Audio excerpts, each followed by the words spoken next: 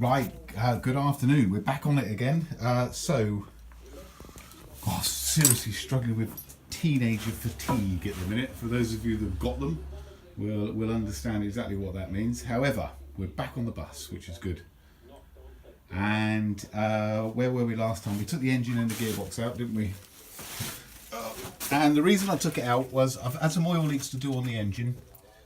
Which I could have done in situ, but I wanted to. I saw a little hole here, and I thought, well, I'm not going to be able to do that with the engine in. So I thought, well, I'll take it all out and have a good look around it, back end of it, and see what I can find, rust holes and things like that. Now, for those of you that have worked on one of these or owns one, you don't have to look very hard for rust. So I haven't looked that hard. Let's be fair. Let me just show you what I found, though. Let's get underneath. Easier said than done at my age. Okay, so what we're going to have to do is right, we've got rust up there, we've got to plate that. I'm just going to put up, what I'm going to do, I'm just going to paint a bit of rust inhibitor over it, and then I'm just going to weld a plate over the top of that lot. Okay, so that wouldn't be too much of an issue. The arms, the rear arms, they were really rusty, and so I dropped the suspension off the back of it just to give me a bit of space, and I've gone over them with a wire wheel, and they've come out really well. Actually, it's all surface corrosion, which is fantastic.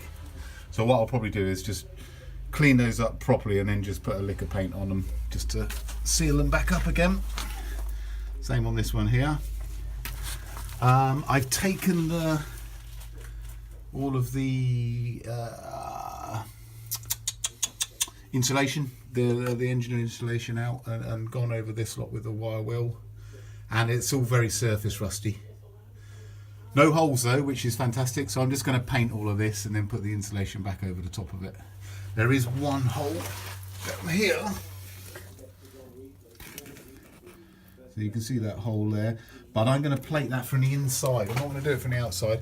Only because I haven't taken the inside out or any of the trim at the inside, and I don't want to set fire to the bus. So we'll do that when we pull all the interior out of it. Not a problem. The rest of this though, all of the rust that we sort of saw around here was just really surface rust. So I'm just going to paint back over that lot and seal it up, which is good. So we've got to do that lot there, plate that. There is a bit. I showed you the bit at the front that we got to put a plate on there. Back corners have gone, so up under here. So I'm just going to plate this lot as well. Okay, both sides. Other side's not as bad. So, but it is just starting to go, as you can see. Again, so we'll just put some, just weld some little plates over that. The biggest bit, or the worst looking bit, is around here, he says, if we can get that. Oh my good God. And on the chassis here, look at that, that's not so good. So I'm not really quite sure what to do about that yet. I'm just thinking about the best way of approaching that particular bit. Okay, so that's what we're going to do. We're going to paint all of the underside of this. So I'll go over it with a wire brush, I think, and just get rid of all of the surface stuff. Paint over the top and plate the hole in the engine bay to start with. Okay. Oh. Yeah, but you know, it is what it is, isn't it? It's not as bad. It's not as bad as it looks. Let's put it that way. It looks bad. It's not as bad as it looks.